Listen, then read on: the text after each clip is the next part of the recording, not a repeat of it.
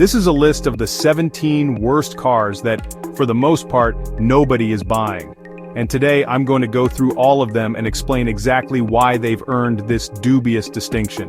Now, this isn't just my opinion or some random list I threw together. This is based on hard data and extensive testing from the experts over at Consumer Reports. They've spent countless hours, driven thousands of miles, and collected enormous amounts of data from real owners to figure out which cars just don't make the cut. So if you're in the market for a new car, or just curious about what makes a car a certified flop, you've come to the right place. These aren't just cars with a few minor quirks or an odd design choice. No, these are the vehicles that consistently find themselves at the very bottom of the barrel. We're talking about abysmal scores in crucial areas like reliability, owner satisfaction, and overall value. These are the cars that owners often regret buying, the ones that spend more time in the shop than on the road, and the ones that just don't deliver on their promises. It's a fascinating look into what happens when automakers get it wrong, and the results are often surprising and sometimes a little bit shocking. So, get ready for an expert breakdown of the automotive industry's biggest underachievers. We're going to dive deep into each model, exploring its specific flaws and quirks, from powertrain problems to terrible interior design choices. I'll explain the data, I'll show you the problem areas, and I'll give you the full story behind why these 17 cars are on the do not buy list according to one of the most trusted names in consumer advocacy. We'll cover everything from tiny city cars to big family haulers, and by the end you'll have a much clearer picture of what to avoid. Alright, kicking off our list is a car that tried to capitalize on the charm of its smaller sibling and failed spectacularly. The Fiat 500L. Consumer Reports has been absolutely brutal to this car. The biggest red flag is its reliability. Owners report a laundry list of problems, transmission woes, electrical gremlins. It's the kind of car that makes you question whether it will start each morning. The owner satisfaction scores are, unsurprisingly, in the toilet. The driving experience itself is a major letdown. Fiat tried to stretch the cute 500 into a practical family vehicle, but the result is an awkward, top-heavy crossover with a stiff, uncomfortable ride. The interior tries to be stylish and quirky but feels cheap and poorly assembled. The seating position is strange. Visibility is compromised by thick pillars. Despite its L for large designation, the interior doesn't feel particularly spacious. It's a car that fails on almost every single metric. It's unreliable, unsatisfying to own, and unpleasant to drive. Next up is the Mitsubishi Mirage, a car that exists almost solely for people who walk into a dealership and ask, "What is the absolute cheapest new car you can sell me?" And you get what you pay for. The Mirage's performance is, to put it mildly, pathetic. Its tiny 3-cylinder engine produces an anemic amount of horsepower, making acceleration dangerously slow, especially when trying to merge onto a highway. The engine groans and vibrates under any sort of load, filling the cabin with a sound that is both loud and deeply unpleasant. It feels and sounds like it's struggling for its life. On top of the dreadful performance, the driving experience is just plain poor. The handling is vague and sloppy, the ride is harsh over any road imperfection, and the interior is a sea of hard, cheap-feeling plastics. Safety is another major concern. While modern cars are packed with advanced safety features, the Mirage feels like a throwback to a bygone era, with lackluster safety scores and a lack of the driver aids that are becoming standard even in the budget segment. Consumer Reports highlights all of this, noting that while its fuel economy is good, that single positive attribute is not nearly enough to outweigh the mountain of negatives. Now we have a nameplate that should evoke images of adventure and capability, the Jeep Compass. Unfortunately, the reality is far more disappointing. The Compass has been plagued with subpar reliability for years. Consumer Reports consistently ranks it near the bottom of its class. Owners report a variety of issues: transmission problems, frustrating infotainment system glitches. For a brand that trades on its rugged image, having a car that can't be depended on is a massive problem. This poor reliability directly translates to low owner satisfaction and a low resale value. The problems don't stop there. Exterior styling mimics the Grand Cherokee, but the driving experience doesn't match up. Powertrain often feels sluggish and unrefined, the ride can be choppy and unsettled. Step inside, newer models improved, but many used ones show outdated technology and cheap-feeling materials. A car that looks the part but fails to deliver, trying to be premium, but the data shows it's unreliable and unsatisfying. The Dodge Journey is next. It feels less like a modern car and more like a relic from a previous decade. Its design is ancient, introduced in 2009 with very few updates. This old platform is the root of many problems. Its crash test ratings are poor. Safety standards evolved dramatically, the journey's structure and lack of modern safety features don't hold up. Huge red flag for families. Inside, the age is obvious. You won't find the latest tech. You won't find large touchscreens. You won't find advanced driver assistance systems, dated materials, and a layout a generation behind.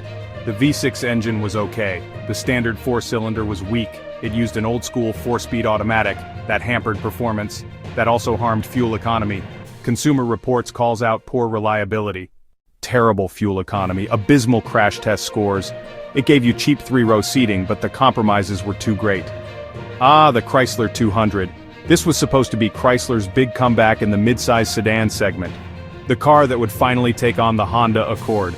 The car that would finally take on the Toyota Camry. It even had that famous imported from Detroit Super Bowl ad. But the car itself was a massive disappointment. The single biggest issue, Consumer Reports hammered it for this, the 9-speed automatic transmission. It delivered jerky shifts, unpredictable shifts, and in many cases outright failing. That led to rock-bottom reliability scores, and a legion of unhappy owners. Beyond the transmission, the car just wasn't very good. The ride was often described as uncomfortable and jarring, which is the opposite of what you want in a family sedan. And while the exterior styling was sleek, the interior packaging was poor. The rear seats were incredibly cramped for a car of its size with limited headroom.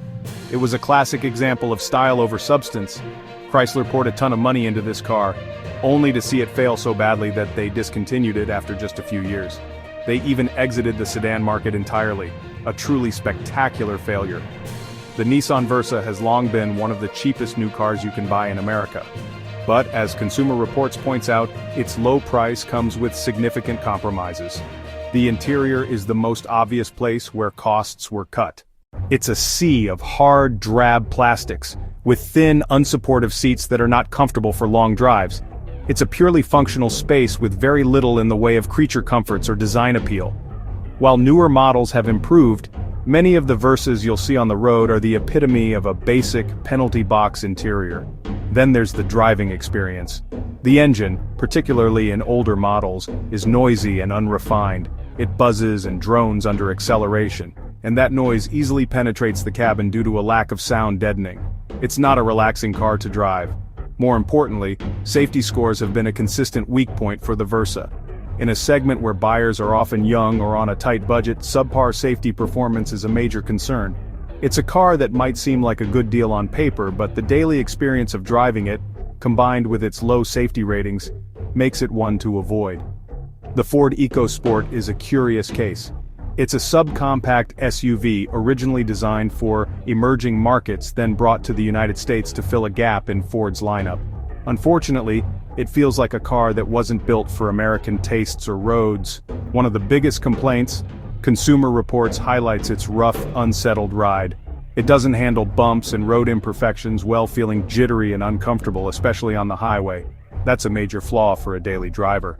Another big problem, practicality, or the lack of it. Despite being an SUV, cargo space is disappointingly small. Actually less than many compact hatchbacks. The side-hinged rear cargo door is awkward to use, especially in tight parking spots. You need a huge amount of clearance behind you to open it fully. The name EcoSport is kind of misleading. Real-world fuel economy is nothing special, often lagging behind larger competitors, more comfortable competitors, and more powerful competitors. It's small, cramped, and inefficient. It just doesn't make much sense. The diminutive dud, Chevrolet Spark, the style over substance crossover, Toyota CHR. The Kia Rio finds itself on this list for being thoroughly mediocre. The Nissan Sentra and its CVT transmission problems, the Jeep Renegade with its reliability concerns, the underpowered Chevrolet Trax, the Ford Fiesta's powershift transmission disaster, the outdated Dodge Grand Caravan, the uncompetitive Mitsubishi Outlander Sport, and the Nissan Frontier that was an antique for years. So there you have it, a deep dive into the 17 cars that Consumer Reports data suggests you should think twice about buying. From unreliable transmissions, poor safety scores, just plain unsatisfying driving experiences, these vehicles consistently underperform in the areas that matter most to car owners. It's a powerful reminder that not all cars are created equal. Tell me in the comments below. Wondered what really goes on under your car's hood? You're in the right place. Today, I'm breaking down the basics of how cars work, what parts you need to know about, and how you can tackle simple repairs yourself, even if you're a total beginner. Let's kick things off with the heart of every car, the engine. Think of the engine as a giant air pump. It pulls in air, mixes it with fuel, and burns that combo to create power. That power travels through the transmission, which is basically the car's way of switching gears and making sure you get the right amount of speed and torque. Now, if you've ever heard a weird noise or noticed your car's acting up, chances are it's one of three things: the battery, the brakes, or the tires. Let's break these down.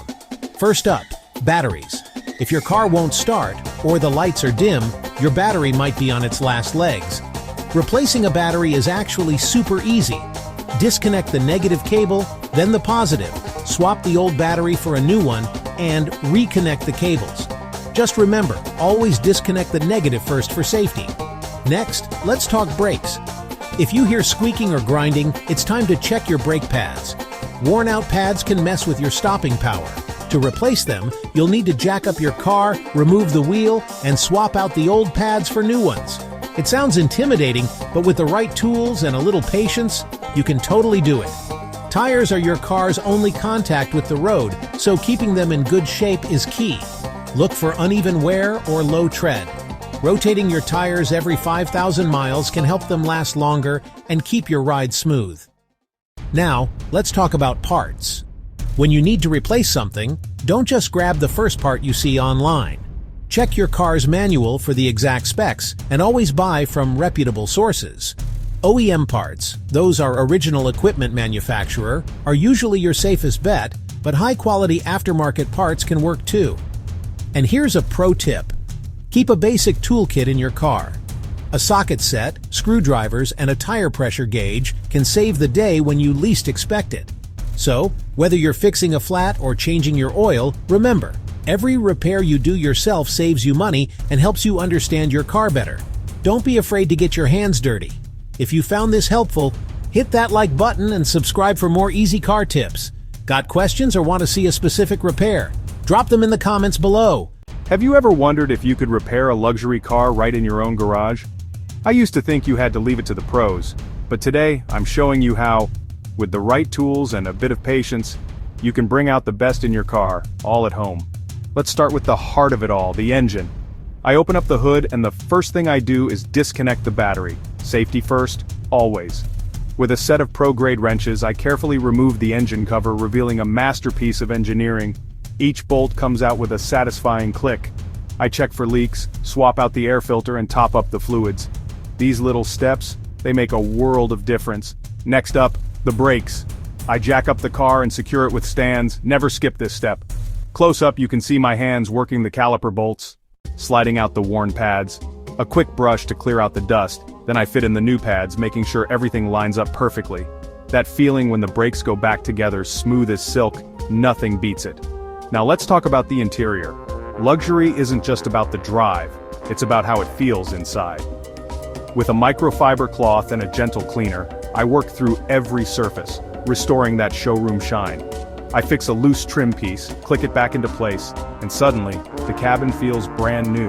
Throughout the process, I rely on the right tools, torque wrenches, precision screwdrivers, and a bit of patience. Each step is about respect, for the car, for the craft, and for the journey. Before I started, the car looked tired. Now, it's transformed. The engine hums, the brakes are sharp, and the interior feels like a 5-star suite. Here's the thing, you don't need a dealership to keep your car in peak form. All you need is knowledge, the right equipment, and the drive to do it yourself. So if you've been waiting for a sign to start your own garage journey, this is it. Luxury isn't just about what you own, it's about what you create. Thanks for watching. If you found this inspiring, hit that subscribe button for more.